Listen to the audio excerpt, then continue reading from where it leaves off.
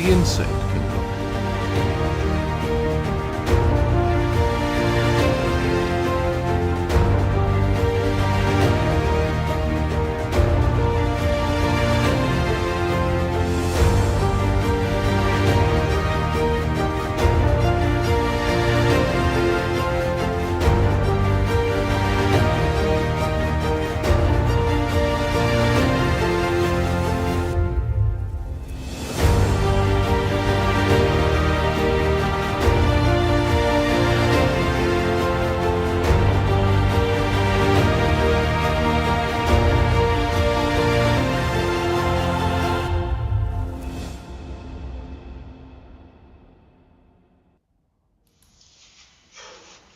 Hi everyone, welcome to our latest live stream, and hopefully this one will be completely devoid of any technical issues.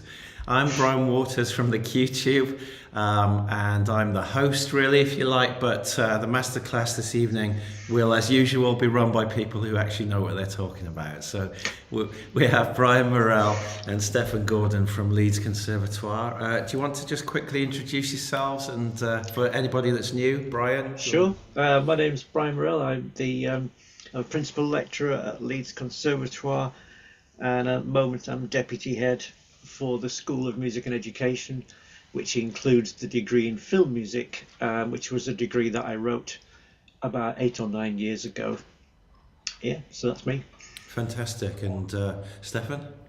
Hi, I'm Stefan Gordon. I'm principal lecturer at Leeds Conservatoire. I work with Brian on work on the film music pathway. Film music, which was a degree that I wrote film about 8 or 9 years ago. Along with music production as well.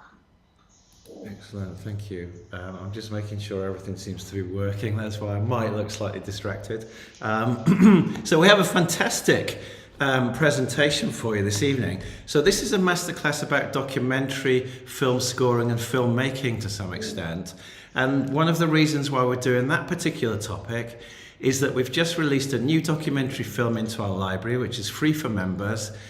You can download that and rescore it, and if you want to, you can, for free, you can submit your rescore to us through a form which is easily found via the website by April the 14th, and you'll have the opportunity to get feedback from Brian and Stefan. You'll be entered into a prize draw for a library from Fracture Sounds, fantastic instrument libraries. But most excitingly, perhaps, you will also have the opportunity to win a string quartet recording session with Northern Film Orchestra, and that's something we're doing every month. I want to just emphasize that your score for the documentary clip doesn't have to be based on a string quartet or an orchestra. It can be electronic, it can be whatever you like, because the string quartet session, you can use it however you want. It's just the orchestra is available for you, the players are available, and you can prepare a piece of music for them to record for you. So that's enough about that. I'll share a little bit later on about Vesper and also about Nosferatu. So we've got lots of things going on, but without further ado, let me hand over to the chaps for the masterclass this evening. Great. Okay, I will share my screen if that's okay. Let's get that shared. And let's put that there. Let me just move this so I can get a proper view. I'm hoping everybody can see that okay?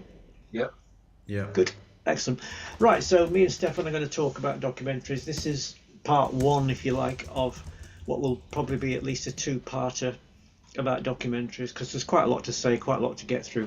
And like I've put there, documentaries shape our understanding of the world. Yep. They're a very, very important, excellent part of kind of audio-visual media. We're going to cover tonight, hopefully, a tiny bit on wildlife documentaries and a tiny bit on social documentaries, and then we'll do the same the next time we see you.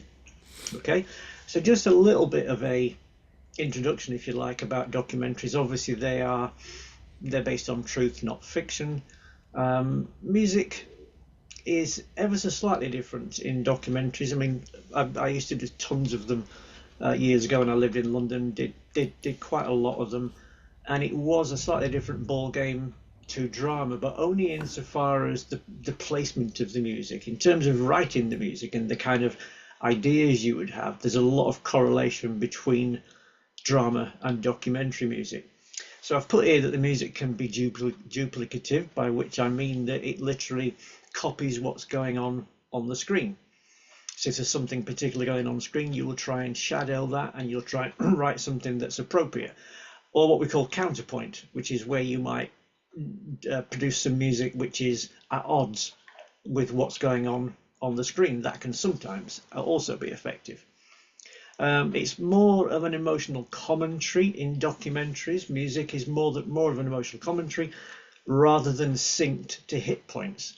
And the reason historically for that is that most of the music written for documentaries is written before the documentary is made, i.e. it's library music, which is just chosen by the director. Or even when you write it for a documentary that's being made, often you're doing what we call writing blind, and you're writing to a script, or you're writing to the director's instructions rather than films. So in that respect, very little of it is to hit points. But they are obviously about stories, and many of the harmonic and textural tropes that we've talked about so many times on these things. And by tropes, I mean different harmonic things, different devices that you would use. There's quite a lot of shared stuff going on. So it's a very strange world to get into. Like I say, I did it quite a lot back in the day. I did mainly social documentaries. And like I've put there, the social political documentaries are mostly about bad stuff. They're mostly about bad things. There's very few happy social documentaries, whereas wildlife documentaries, I haven't done so many composition ones. I've done quite a lot of orchestrating on one or two of the big ones. So the music tends to be quite dramatic for these things. Wildlife music tends to generally be quite kind of fulfilling and largely happy, for want of a better word. And like I've put there, the changing face of documentaries and library music. Library music is used on at least 80% of documentaries as a species, if you like, as a type of moving image. Music is often not often done very well. It isn't the composer's fault. It's normally because the directors are using library music, which means they're choosing music which has been written in a certain way, and they're chucking it at a film that's got a certain theme. So obviously what they've got is music doing its full powerful job. Now, if you were writing music for anything visual, you wouldn't always go in fully fledged like that. You would hold back, and you would underscore, and you would be subtle. Library music is many things, but it's not subtle. So often you get those kind of problems.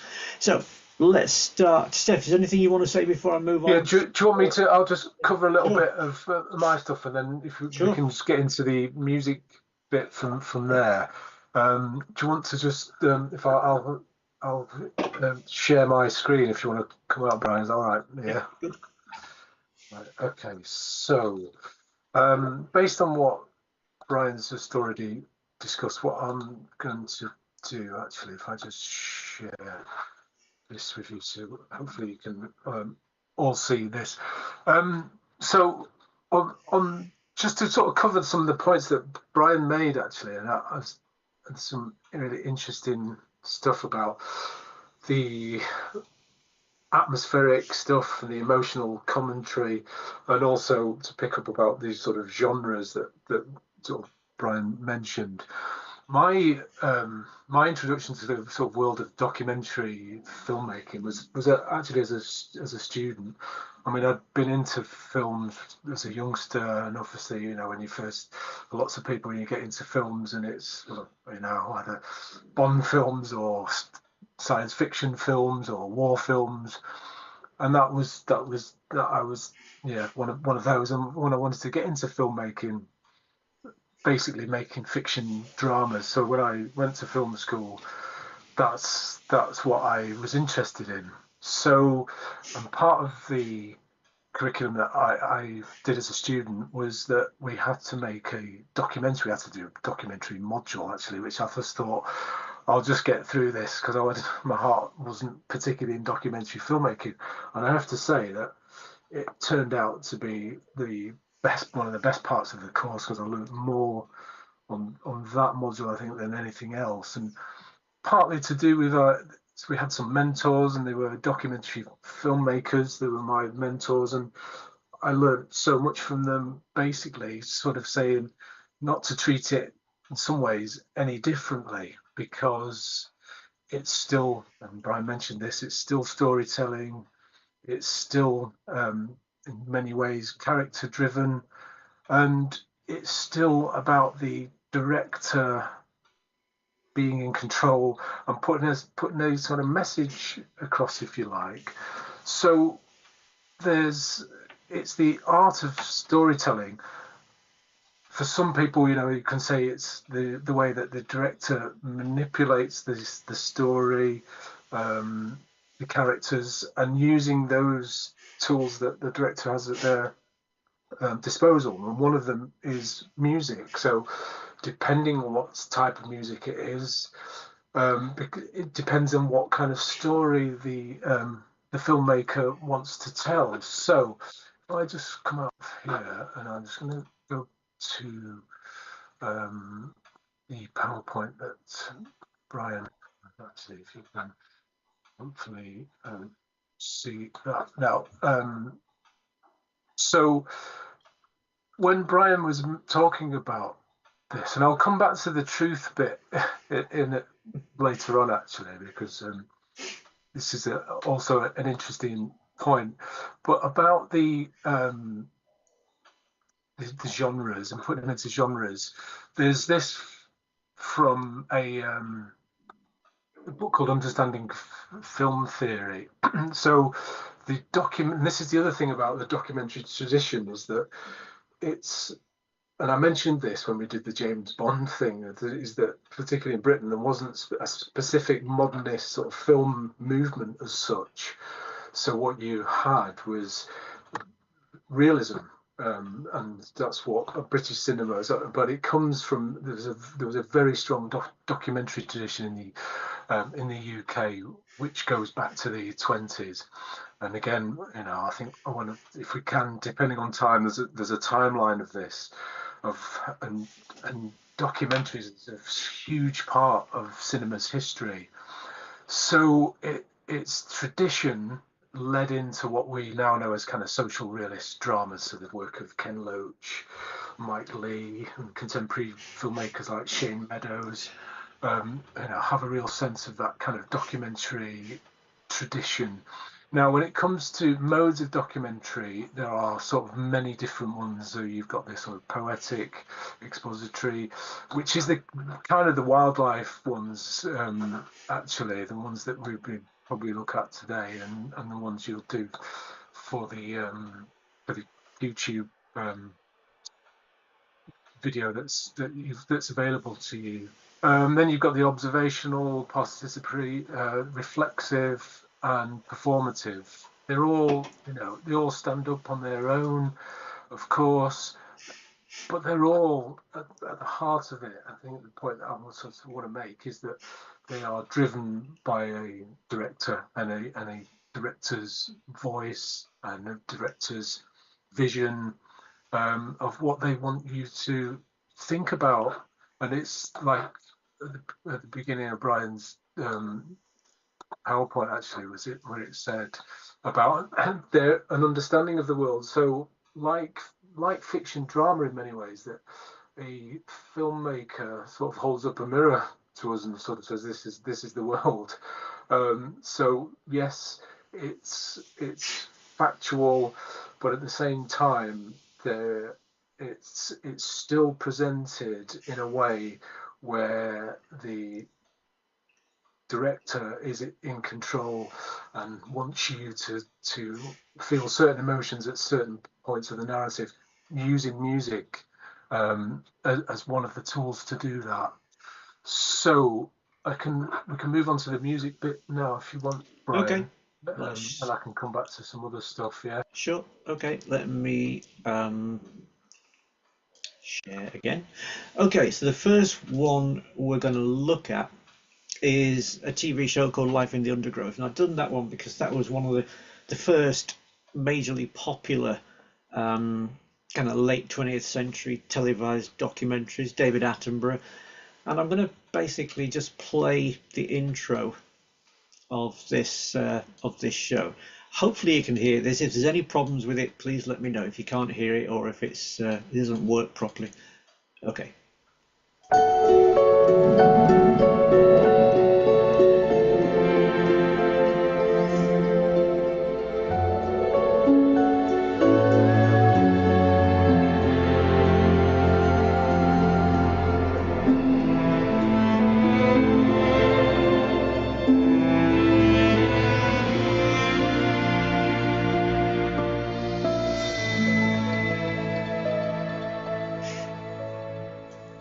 Now, if we play that one more time, just really quickly, we actually see what the composer's going to see. No sound design. Okay, this is what the composer gets. So if you're the composer, you've got to write something which goes along with that. So you start looking at the camera and you start looking at what's going on here. The camera right at the beginning there had this thing where it kind of is going upwards. Okay, obviously the graphics aren't up to much. This is like 30 years ago, probably longer. But it's moving, it's going up and down, it's going from left to right. So whatever the composer writes,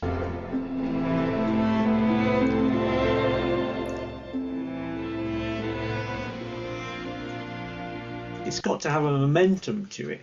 So it's really important with things like this. Now, if we look very quickly, because we haven't got that long, but I've transcribed this little piece, and that's being played there. Hopefully you can hear the piano, okay?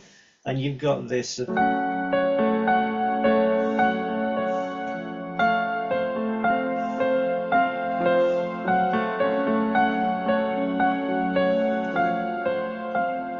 the same bit goes.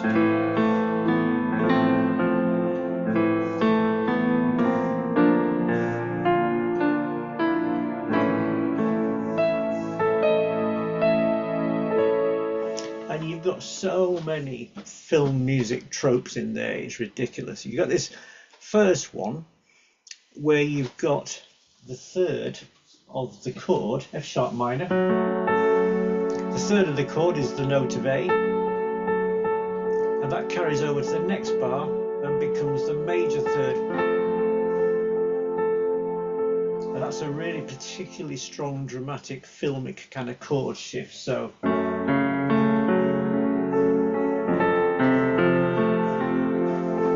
if I just put that on strings for a second, so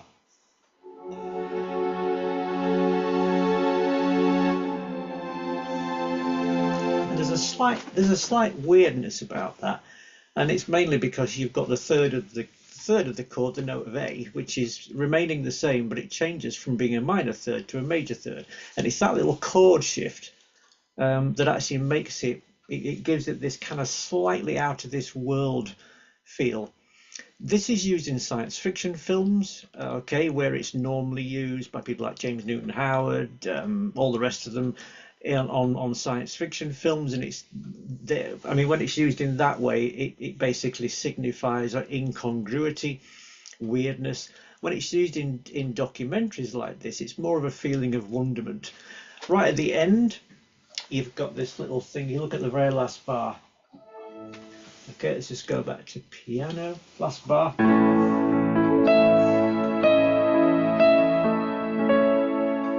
You've got the sharp 4, the famous sharp 4, one of the most widely used extensions, harmonic extensions in music and in film music, certainly. It's used in science fiction films, in horror films. It's also used in comedy. If you think of The Simpsons, okay, you've got a... That's a sharp 4, alive and well in The Simpsons, and the same sharp 4. So there's actually comparatively only a small amount of these kind of devices, and they're used in a different way depending on what the genre is. So as always, context, everything is about context. There's some chords that are used. I'm going to play you one more clip from this in a second, but there's some chords that are also used in documentary and drama. First one, if you go to a C chord, first bar, there's your sharp 4. Second little chord trick is where the sharp 4 is used as an actual chord change. So let's go from C, this is bar 3, or backwards, F sharp to C. The third bunch of chords, which is right on the end of the first stave, that's where you use a pedal note. Bar 7, you can see there, okay, is where you go from a C to A.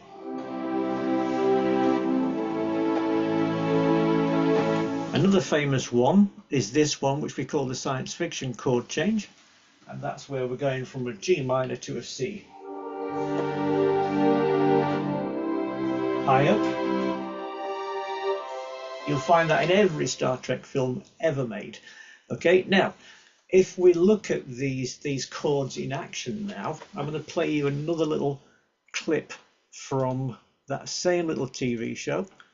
Okay, and you really will have to forgive the graphics on these. It is quite poor. But I'm going to play you this piece of music, and before I do, I'm going to show you the chords that are being used. A flat, there's your sharp 4, flat 5, bar 3, there's your pedal note, bar 5, and finally you end up with a science fiction chord change right at the end. Now if you want to see those in action, let me just quickly play this section. Here we go, that's the A flat. There's your sharp 4.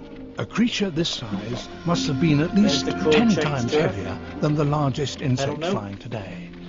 How did it manage to get into the air? One suggestion is that in those far-off times there was much more oxygen in the air, and that would have given the extra power needed to beat these huge wings.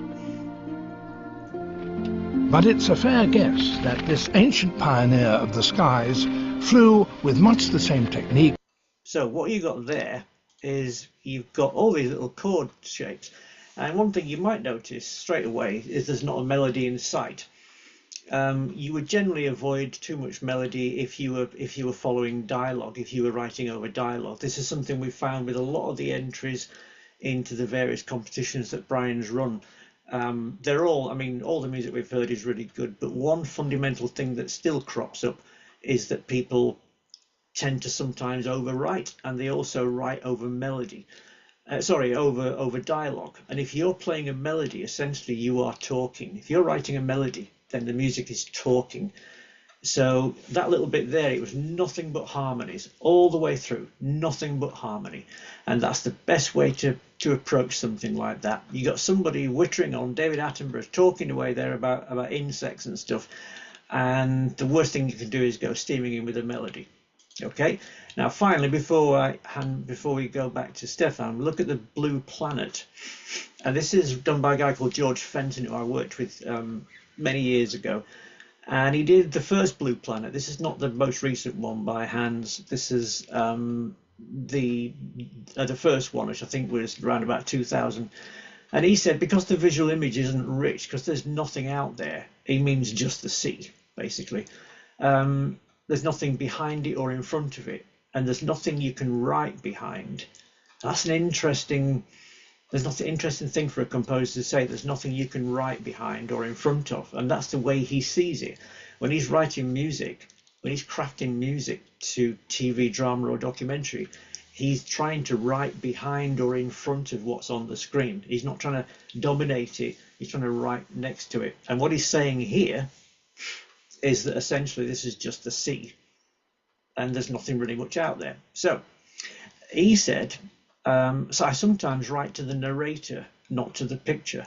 And that's an interesting thing to bear in mind when you get this thing from Brian. Listen to what the narrator's saying. Don't just look at the pictures. Okay, the pictures are great, but the narrator is off screen, and it's crucial that you write around the narrator.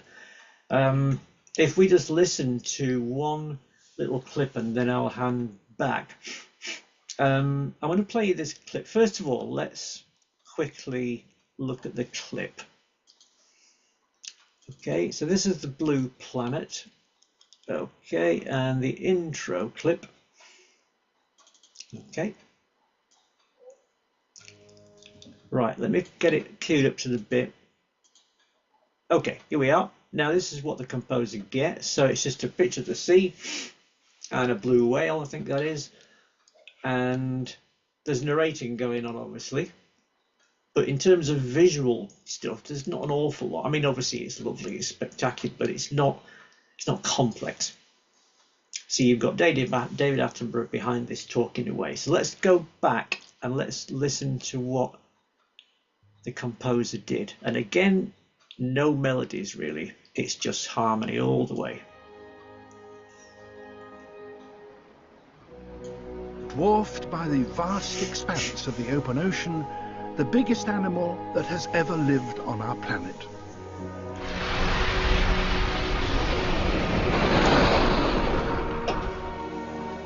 A blue whale, 30 meters long and weighing over 200 tons. It's far bigger than even the biggest dinosaur. Its tongue weighs as much as an elephant. Its heart is the size of a car. And some of its blood vessels are so wide that you could swim down them.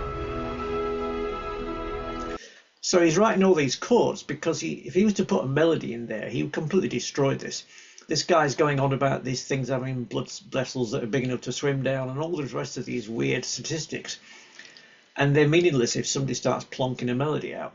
The only bit where the music gets exciting is just coming up in a second. Its tail alone is the width of a small aircraft's wings. And it's building up now.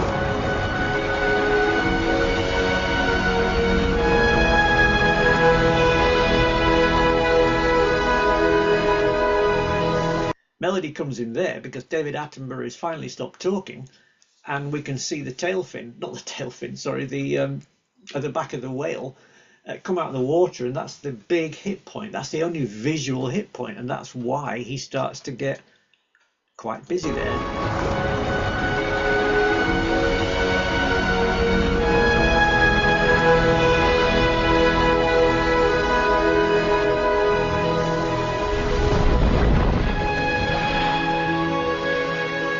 So again, no melody anywhere. Now, if we just, before we turn back, if we just look at the music for that, which I've put in a different key, it's actually in the key of B, which is about 5 million sharps, and you wouldn't thank me for that. So I've put it in the easier key. If we just quickly play through this.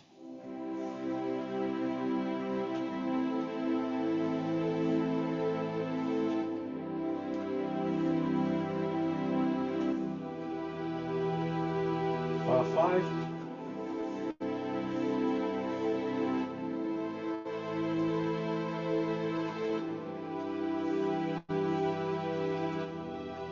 Bar 9.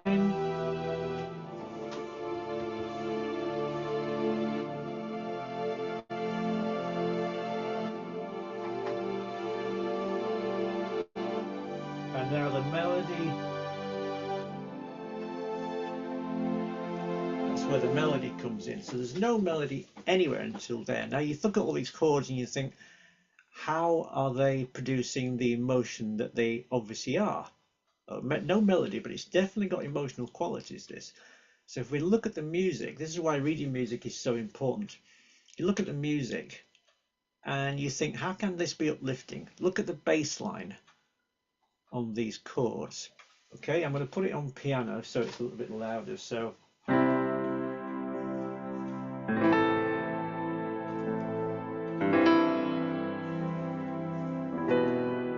there's this journey in the bass. The bass is going from C down to A down to G down to E, and then the same thing again.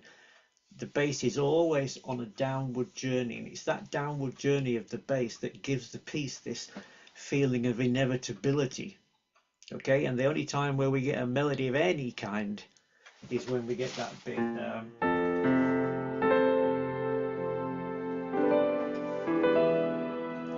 Okay, so that's just a quick, mega quick example, if you like, of all the chord changes. You look at this and it just looks drab and boring, but when you actually look at what's going on, look under the bonnet, and you'll see all these little giveaway things like the downward arching bass line, lovely languid semi-breathes all the way through, simple orchestration, because the pictures of the whale are obviously, and the talk and the dialogue from the narrator is so compelling.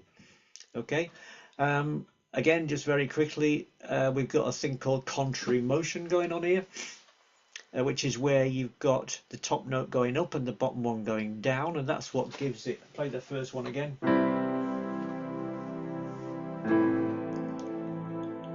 Okay, you got this all over the place. You've got contrary motion. You've got the top note going up and the bottom one going down, and it's that expansive thing that somebody once said, it feels like the music is breathing in and out when you do contrary motion, and it's a really beautiful device. So that's the copy key, which I won't bother doing that. So I'm going to stop sharing. Stefan, we're going to talk about social documentaries. Do you want to? Have you got anything else on? Yeah, shall I just? I'll just talk a little bit about just what you mentioned. Particularly interesting because it's wildlife documentary, is that in some ways, and it goes back to that thing I was saying at the beginning, because when going into studying documentary was that misconception I had that documentaries were just, you sort of did it, you got a camera and just shot stuff, and and then it all worked out. But from exactly what you've just been pointing out with the way that the music's done, is it's done with a lot of craft, and it's sculpted and it's carefully constructed, and it's exactly the same with the filmmaking, and that is really how to approach this. It's in many ways the same that you would with a fiction drama, particularly, as you've said, to do with voiceover. I think the idea of shaping it around the voice massively. So you've got voiceovers, which is giving factual information. So it's creating information, but also particularly like the David Attenborough stuff. There's a character. There's the presence of David Attenborough as well. So you've got to work around. There's no way you could sort of overpower David Attenborough. He's got such a sort of presence. And then, so again, obviously for documentary filmmakers, they can't control the idea of wildlife. So, but so you do have this idea that they are just putting a camera there and filming and seeing what happens. Possibly that might be in the early stages, but then they work on it, and they then adapt to the area that they're working in. So in other words, they're going to use a certain lens to get a certain shot and depth of field, and then more lights. So it's staging. This is it's all about the staging of it, and it's about the craft. And then it's also then comes back to, there is a voice. There's a voice behind it, which is the director, or it could be, if we're talking about David Attenborough's voice as what he wants, not just his own personal voice, but what he's saying, as in what the message he's trying to get across. And then if it's a BBC production, it's the voice of the producer as well. So the craft is a big thing of that, and so to treat it like you would in a normal sort of fiction film environment. Now, I came across, when I was doing some research for this, I came across an interview actually from, I think it was BBC World Service, of two wildlife filmmakers being interviewed on this very subject of staging. If I play you a little bit of it actually, because I think it's definitely worth listening to. It's quite a short clip. So it's just under 2 minutes. If I just play you this. Yeah, there it is. Okay. Let me know if you can't hear anything. There's a lot of waiting around, and there's a lot of waiting for the perfect shot or a particular behaviour of an animal. How common is it to stage something to get the sort of sequence you want? I think most people who are involved in wildlife filmmaking are very passionate about wildlife, and you don't want to interfere with nature in the wild. I think the majority of the so-called staging happens with behaviour if you're filming insects. So a lot of that is done in sets. When we were filming in the Amazon, the sets were in the Amazon, so you're in the place, but you can manipulate, so you can put lights, because if you're doing high speed, you need a lot of lights. And also the other, if you could call it staged, I guess it would be, is some fish behaviour that we were in the Amazon, as you know, Angela, you're fantastic, Amazon, so envious of you, is the arowana fish. Right, so if I just come out of there for a sec and just get let's proceed see this as well. So this was the two filmmakers that she interviewed in that. I think what's really interesting, because if you listen to what she said, the so-called staging that's a director reluctant to sort of say, it was staged, but they created sets. So I think that's the thing that really sort of caught my attention for this, is that they created a set. So they manipulated it. They had to put extra lights in. Mm-hmm. Whilst, yes, they were filming real life subjects, as in insects, they didn't want to disturb the natural wildlife. They created a set for it. And so, in other words, it's an illusion. I mean, yes, the subject's real, the real insects, but it was staged, it was manipulated. So it's the same processes that what the director or the filmmaker is putting across to the audience, and what they want the audience to take away with them is shaped and crafted by the filmmaker. But at the same time, you've got the musical element, which gives you that. And those clips that Brian showed, particularly the early ones with the camera goes up, the camera goes across. Yes, on the foreground of it is that it's a documentary, but if you look at it, those were slick, well choreographed camera moves that gives you a feeling, that creates an emotion, and then the music put on top of it. You're being manipulated. But I think, as I say, and she mentions it later on in the interview again. She says, if you're going to call it staging, the directors kind of, because they work in wildlife filmmaking, that they are sort of careful to sort of use the word staging. They obviously didn't like it, but they say, yes, we created a set for that, in order for that to work. So you've got to do it in the same way and think about so when you get in the clip, the YouTube clip that Brian supplied for you, about what you think, imagine what you think the director wants from this, what they're trying to get across, and then of course trying to fit round what Brian pointed out, how it works with the voice. So shaping it around the voice, and that goes back to an earlier point that Brian made about the atmospheric element to it and the emotional commentary. And again, the clip with the whale was another great example. It comes towards the end of the sequence, and so you've got it's shaped like a fiction scene where it starts off small and then gets bigger, and to a certain point, and then it moves on to the next shot. It's carefully edited. So you've got to have your music to fit that arc, and it's a scene arc in a way that a fiction drama would work. So definitely keep this stuff in mind. So once we can go on. Yeah, sure. Yeah. Just before can I interrupt? Oh, sorry. There's a question from the gallery, which is about how much interaction, how much instruction could a composer on a documentary expect to get from a director when you compare it with sort of narrative film? Is it similar? from my own experience, a lot less. Okay. The documentaries I did, I think on maybe 10% when I saw the film. On the rest of them, didn't get anything apart from a few messages and phone calls from the director, and they would just tell you what mood they wanted, what emotion they wanted, often whittling it down to just one word or two words. They want 5 pieces of music. They want maybe 40 minutes or 30 minutes of music based over 4 different emotional states, and then they will do the rest. Whereas drama obviously is a lot more precarious, and it has to be a lot more bespoke.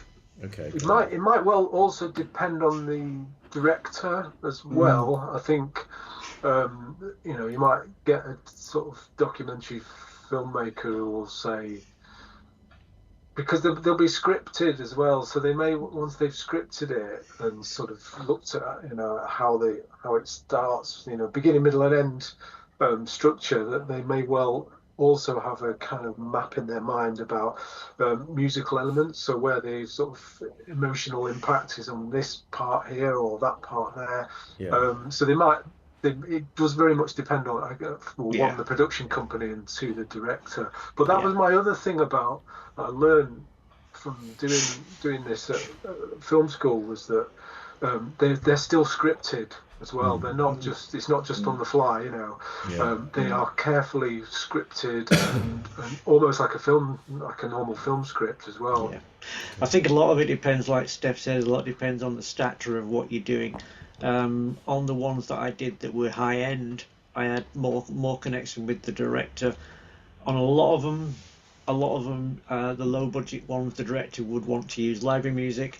So if they actually get a chance to use a composer, they'll use that composer in the same way they use library. They'll just get the composer to write half an hour's worth of music, and the difference is they'll own that music, as opposed to if they're using library music. But another thing which is quite important, just before we leave the wildlife thing, is that one thing I would say, if there was one piece of advice to this thing you're going to do for Brian, I would just be very careful how much music you write. Be very careful to not overscore it.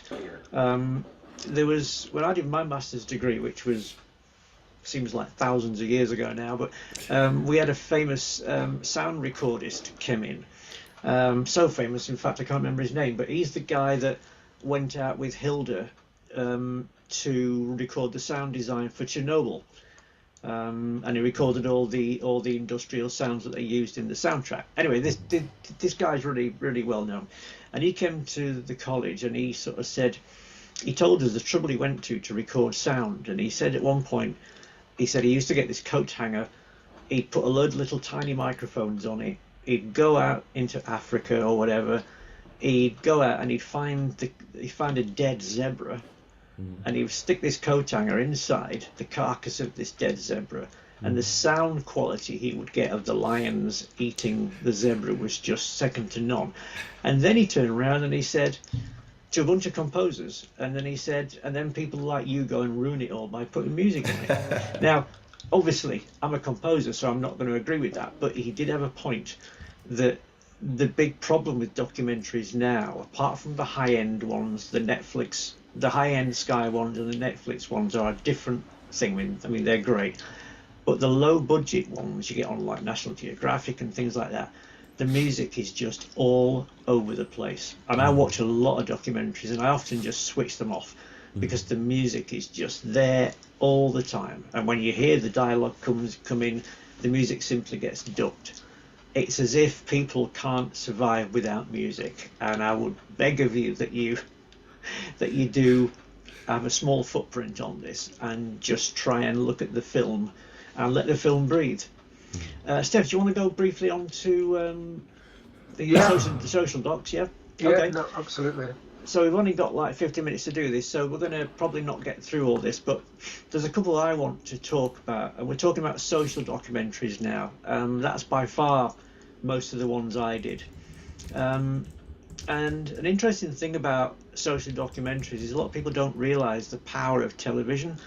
I often show this to students, and I say to them, do you recognise the guy on the left? Obviously, I've got his name here for you guys, but when I'm at college, I'll say, do you know who this guy is? And nobody knows who he is. And of course, that's Ken Loach, famous film director. And then I say, have you heard of an organisation called Shelter? Everyone's heard of that because it's the big homeless charity. What people don't realise is that Shelter was set up specifically on the back of a famous documentary that Ken Loach made called Cathy Come Home, which was essentially about homelessness. And that documentary was so powerful that it led directly to the setting up of this charity. So if ever you wanted an example of the power of television, you've got it there. Steph, do you want to come in on this bit before? Yes. Yeah. So my thing with this is that similar to what Brian's already said is, and I mentioned this earlier in this session, but also when I did the Bond thing. So the idea that when I talked about them in the Bond session is that Bond was on its own in terms of it was sort of it was a British film production, but Britain wasn't sort of known for that, kind of having its own kind of film, sort of fiction film, sort of progressive ideas. So what it did have was it had a very long tradition of documentary, and it goes back to the likes of a guy called John Grierson, who started the British sort of film documentary movement, and then it moved on to what became known as the GPO film unit, which sort of then, particularly in the Second World War, was making these kind of morale boosting documentaries about how people were coping during the Second World War. And so you had the likes of a guy called Humphrey Jennings, who was then went to become very influential in what then moved on to what they call the free cinema movement. And these guys then influenced the likes of Ken Loach, particularly the idea of what the BBC were doing was, and when they did like this whole series called Play for Today, and they were taking very much, understanding everyday life, and the ins and outs of everyday life, but also focusing on how characters were part of everyday life. And so you've got, when you have these kind of social realist dramas that we're kind of familiar with, like things like Ken Loach's stuff, or even this stuff Ken Loach does now still harks back to that period. And the thing, but his sort of breakthrough film of like Kes, it's still got it's got such power, but it's got that kind of real life sort of natural feel to it. And so what we're talking about, again, it's a really similar point, is that the way that documentaries are constructed, they are real, but then to sort of quote a book I've got in front of me as well, it says they create the sense of real, but nevertheless they are sort of fabricated because they're constructed. So there's very much a great tradition in this country of great filmmakers that have come through the documentary form and format and gone on to fiction films, and they've taken absolutely the same concepts and created this, just as having this kind of central message, really. And so Ken Loach is very great. There's others like as Alan Clark. There's another one who came through the BBC's sort of Play for Today period, and similar. Has a real kind of documentary sort of feel to the style of filmmaking. So yeah, is there some music bits you wanted to play from some of this stuff, Brian? I think we'll get through maybe the first one, documentary called An Inconvenient Truth. And this is a documentary made by somebody called Al Gore, who was the former vice president of America, and then he ran for the presidency against George Bush, lost, and he got over this by essentially getting into the global warming kind of debate and going around the world with this PowerPoint presentation that he had, where he would inform lots of people in a very accessible way about the dangers of global warming and climate change. And I want to just play you this clip because it's a really interesting clip. Let's do. It had quite an impact, didn't it? Oh, it did, yeah. If we move it forward, because I know we're short on time. Right, I'm going to play this one, okay? Oh yeah, I forgot about this.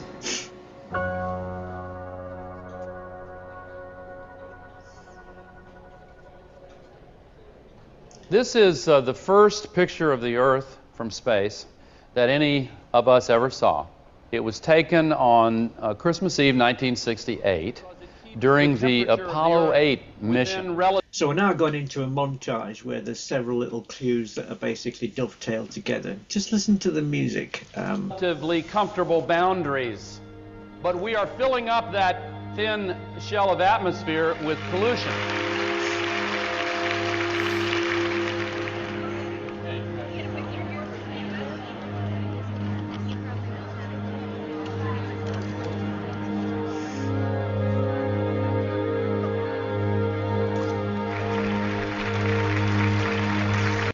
Now I'm going to stop it there because the most important thing about this little piece is essentially it's one chord.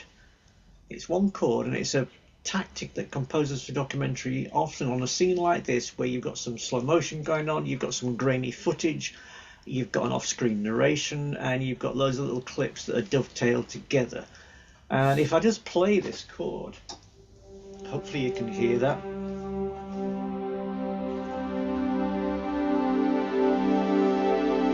Okay, in fact, let me just play the audio quickly.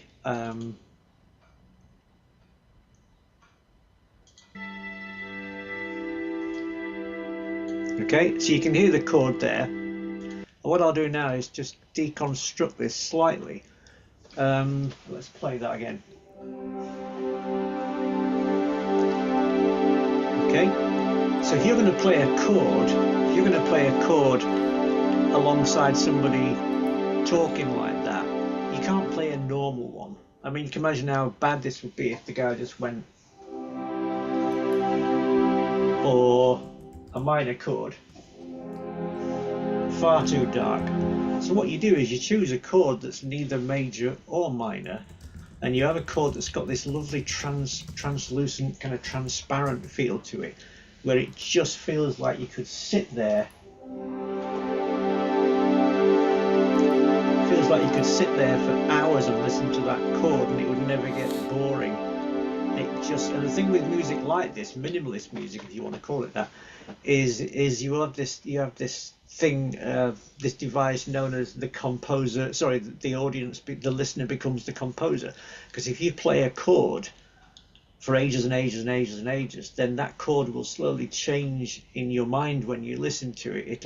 You'll start to pick out odd notes. You'll then pick out a different note, and you'll get a chance to focus on this one chord like you never would normally.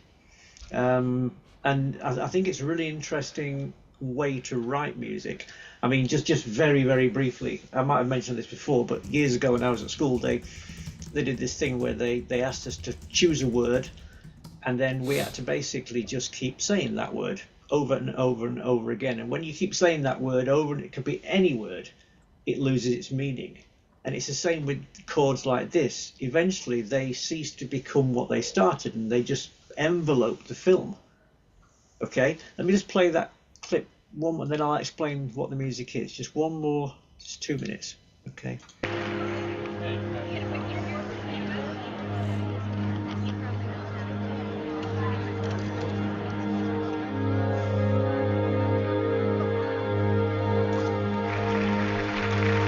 So the beauty of having just one chord there is that you focus on the film, and you focus on these people that just sat around not really doing much apart from talking to each other and talking to the guy.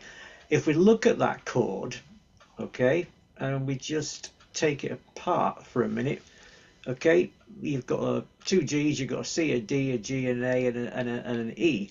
This is what we call an extension heavy chord, and what that means is the extensions. Okay, the notes like the 9th and the 13th and stuff like that, there's more of them than there normally is. Normally in music, you'd have a normal chord and you might have an extension on the top like a seventh or a ninth.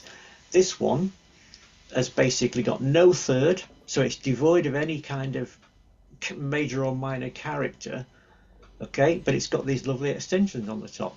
And I've put here that the simplicity and monotony allow for the imagination of the listener, and the same phrase can grow and evolve emotionally. Okay, and it's a terrific tactic. I'm not so sure how well it might work in wildlife documentaries, but certainly in a social documentary where you need to really home in on this guy that's talking, and you look at this clip, this grainy footage, and all the rest of it. It absolutely works wonders. So never underestimate the power of just using a very minimal number of chords, and don't be afraid to settle on a chord and play it for a while. Don't feel the need to always be on the move. Okay, the thing that makes it really work, you've got two groups of major second intervals. If I just played those, C and the D, G and the A, top E, and then low down. Absolutely gorgeous chord that completely doesn't resolve, goes nowhere, it's not got a point to it, and it just sits there, and it feels like it was made with the film. It feels like it was born at the same time the film was. Steph, do you want to come in on any of that before we I mean, I think we're probably quite close to the end now, but I know, yeah. Can I just put just I know we haven't really got any time, but I just wanted to share this slide, basically. I have got, I don't know if we've got the time for this, but I've got him saying this. I've got a clip of him saying this. This was one of my few mentors I had when I was a student, and John Krish is really interesting, because he wasn't until his sort of career sort of came to an end that he became really sort of known in a way. So he used to have quite a lot of events at the BFI, put on of showing his films and then interviewing him. There's a clip which I have got actually. Maybe if I had more time, I'd show you more of it. But it's on the BFI YouTube channel when he talks about this. And the point of this is, it's just exactly what Brian's just been pointing out about the music. The music comes from you, the composer. That's you're creating the emotion, but it's going with a picture that's been on a film that's been constructed by a director. And what John Krish says is that it's his truth as the director. Yes, the audience are free to take away what they want to take away from it, and he wants to introduce them to different points and make them aware of things they may not have been aware of before. But what he's saying is that it's the filmmaker that's presenting this, so it's his truth. So, and he says that's whether it's fiction, whether it's newsreel.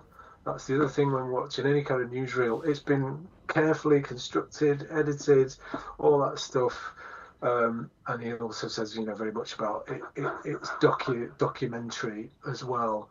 And that's the thing to sort of keep in mind is, again, I mentioned this earlier about when you come to score this clip, is that what do you want the audience to feel? What do you want the audience to get from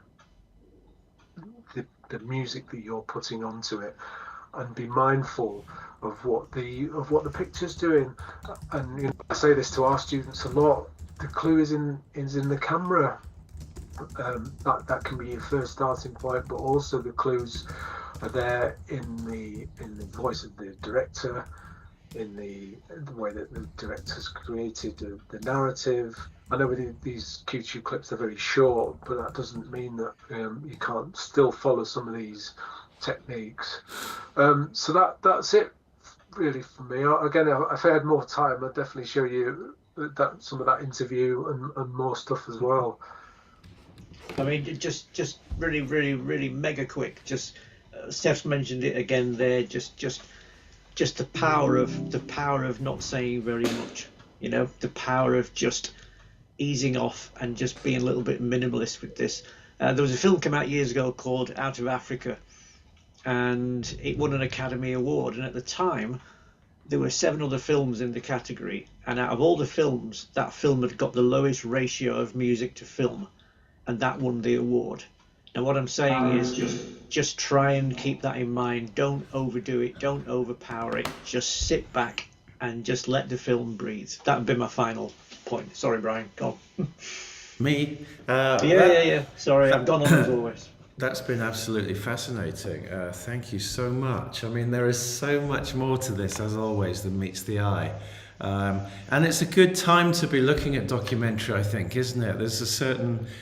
There seems to be a certain emergence of documentary at the moment, a re-emergence, a reinvention to some extent, and a lot of high production values going into some of the Netflix stuff. Yeah. So it's definitely an interesting one to look at as a composer and as a filmmaker, really. And I think, the one thing that came across to me from like what Stefan was saying, if I was understanding correctly, is you still have to consider intention. You still have 100%. Yeah, absolutely. You can look at some footage of some ants, and what are you trying to say? Are you trying to say that they're clever? Are you trying to say that they're, endangered? Are you trying to say that they have a great community vibe? What are you actually trying to say? And well, it's funny though you mentioned that, because just really quickly, that short clip I played of the wildlife filmmaker, she says that, if they put on at the end, oh, by the way, this species is endangered, she would say, actually, that might make people turn off and go, well, that's really negative. It's still, she's sort of saying, give them some sort of hints and let them make up their own mind about it as well. Yeah. And you can probably hint at the fact that they're endangered musically. Yeah, exactly. I mean, there's not an endangered chord or anything, but there will be a way of constructing the music to make the public feel empathy. That's why directors use music, because it's this wordless language that manages to get across 1,000 emotions where words could have failed. Like Steph said, are you really going to put on the screen, this is an endangered species? That might just turn people off. Yeah, because people will just go, that's really, that's really negative. I've just watched an hour and a half documentary, and they just said, oh, well, So and also directors, like they are in fiction films, they're creating a world for the audience to step into. So if you make that, overtly negative, particularly at the end, it will go, oh, well, what was that? I've just invested all my time in. Yeah. So intention absolutely is the key. Yeah, and also I think that with certain documentaries, you're going to end up stitching together footage that hasn't been storyboarded before it was shot, and trying to make it work. And I think the music plays a really vital role there as well. Absolutely. We've talked about previously about music being the kind of glue, even for narrative, but I think perhaps even more so with documentary. So really interesting, and I love that sort of. I don't know what the word would be. I forget the word that you used, Brian. This kind of emotionless chord, which can be interpreted by the listener. I really love that, and I felt like it would be so interesting to play with that chord and just put it over different scenes, and it would work equally well. It could be a horror scene, or it could be a love scene. It's just. Or you can do the same thing musically. You can play the chord, and then you can look at the bottom note in that chord and just make the bottom note go on a little journey and see how it affects the overall chord. It really is like messing with colours. I thought it was lovely. It's. I think impressionist music is the nearest thing. It's the nearest that music ever gets to visual arts, really, in that way. Fantastic. There's been really good comments. Or I was just going to say, actually. Sorry, I'm not very well, people. Send me good vibes. I've got the fire roaring. One sec. Yeah, let me just rattle through a few things. The first thing is to say to you, Brian and Stefan, that we've had a decent number of live views, and we'll obviously get a lot of retrospective views as always over the weekend. But the people that are here in the chat, and some of them, the names, you know, as always, we're recognising names from people that have submitted recently for Vesper and so on. But very appreciative. You know, there are thankfully, from my point of view, there are no questions, but you know, really enjoying what you've done, and really excited to put some of those ideas into practice on the insects clip, which is great. And I think that you said, Brian, that when we were going through some of the Vesper entries, you heard how people had tried to employ some of the things from that masterclass. Yeah, I mean, I don't know who's in the chat now, if any of them did the Vesper or what, but when I was listening to, when me and Stefan were listening to them, and I spotted some chord tricks, and obviously I can't be absolutely sure whether it's from watching what we did, but there was 2 or 3 chord tricks that I'd specifically suggested, which 2 or 3 of the composers did, and it's just nice to see that it's really nice. Working. Yeah. It's really nice when people recognise that this is almost a suite of different resources, and try and pull them together. And you know, with something like Vesper, or indeed the insects documentary, you know, don't be afraid to try something, even if you're not very confident. I would say that that's almost the whole point. It's like, oh yeah, I really want to try this idea that I've never done before as a composer, and try to sort of see how it works. And even if you sort of fall flat on your face the first time, it's still part of the journey, isn't it? So. It's part of the journey. Being, you know, getting things wrong is just as important as getting things right. I know it sounds completely ridiculous, but it really is. Yeah. That's the only way that you'll grow. Yeah, you know. I just want to repeat one of my favourite phrases about the fact that this is like a safe space for you to practice things and get feedback, and your pay is not going to depend on it. You know, it's a nice sandbox for you to try ideas. Yeah, and don't be afraid of pulling back. You know, don't be afraid of being minimal. And remember what me and Steph said right at the beginning, months ago, is that when people listen to your music, they don't listen to it literally. So if you're going to use fancy chords or whatever, nobody's going to sit there and go, oh wow, that's an F over a G, sexy, that's brilliant. They're going to listen to it emotionally. Yeah. So whatever music whatever you're writing musically, people will be digesting that emotionally. So you might write the fanciest chord you ever come across, but it'll be meaningless unless it has a narrative impact on the film you're doing. And, and I think that, like, you know, when we're like with Vesper, you know, there's a number of people involved in the judging, and we're all, you know, the common thing is the emotional, isn't it, aspect, and the thing that will separate us, I suppose, is the level of sort of theoretical knowledge, if you like, but the emotional thing is the thing that's gonna carry through, for sure. So I just want to reiterate some key dates, just to make things absolutely clear. So we have the Insects documentary available now for you to rescore. You can submit your rescores by the 14th, a month's time, so that's the 14th of April, in order to be part of the next cycle, which is a live review of your score, a prize draw from Fracture Sounds, and the chance to win a string quartet session. So that's the Insects one. The Nosferatu one, which closed earlier today, which we ran for a month. Obviously, we're going to be going through those now. And the live stream where we give feedback and do the Fracture Sounds giveaway and choose somebody to receive the string quartet session will take place 2 weeks today. So that's the 28th of whatever month it is, March. And the Vesper one, which I think some people might be interested in, is a week today.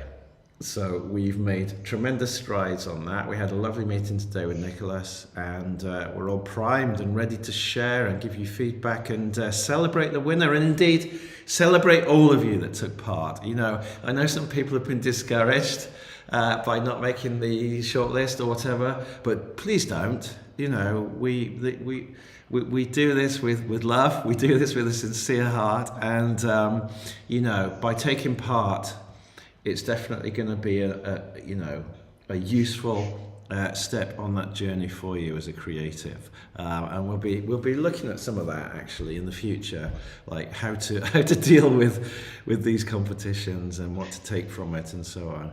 I mean, don't ever try not to be put off by constructive criticism.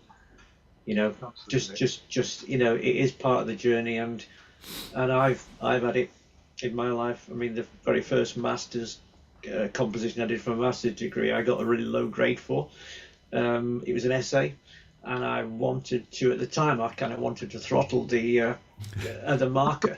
But then later, obviously, I realised that, you just got to deal with it, and you just got to basically let it wash over you. It's just part of the learning process, isn't it?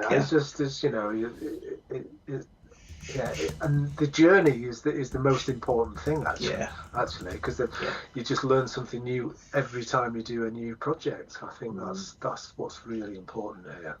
Yeah. But it's been discussed a little bit in the chat now in a positive way, and so somebody made the point that creatives are very emotional and sensitive, and of course I understand that, and hence us addressing it and acknowledging it and probably putting together some kind of masterclass to sort of good help, idea. To sort of help in a sense with the psychological battering sometimes that you can take in the creative industries. Well, we're talking about doing a session on famous composers who've been fired from films and stuff like that, just to let you know that it happens at the highest level. Yeah. Helping you to develop a bit of resilience, because I think it's also part of your tool set, really, I think.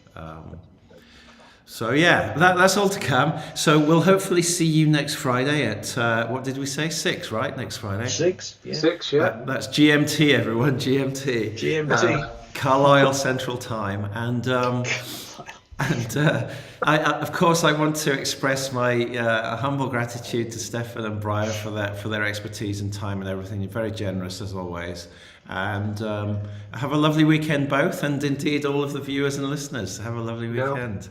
Thanks everyone. Thanks everybody. Nice to see you all. Take care.